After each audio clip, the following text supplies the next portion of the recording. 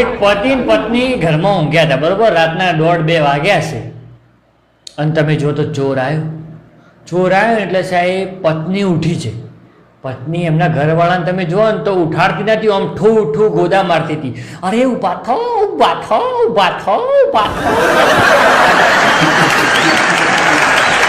એટલે ઘરવાળો કેવો હણાદાર કોક વળગી શકું ગોદા મારી મારીને ઉઠાડશે.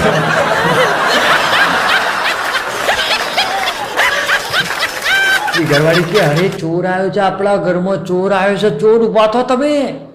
એટલે કે ચોર આવ્યો કે હા ચોર આવ્યો છે. એટલે ભાઈ તો ઊભો થયો, ભાઈએ બૂમ પાડી, એ ચોર ચોર ચોર. એટલે પેલો ચોર તમે જુઓ ને તો સટકી ગયો, ચોરી કરવા રહ્યો નહીં. અને ચોર હતો ને એ પેલી બારીમાં થઈને કૂદતો હતો.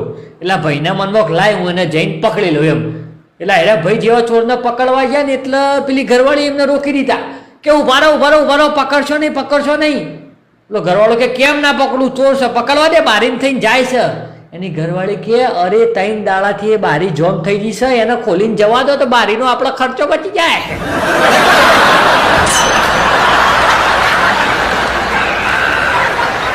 એ બારી ખોલ નાખશે, હું 3 દાડાથી મથું કે ખુલતી જ નહીં, એ ખોલીને જતો રહેતા આપણે હું એટલા 100 રૂપિયા મિસ્ત્રીના તો બચી જાય, બારી જોમ કે ખુલી જાય કે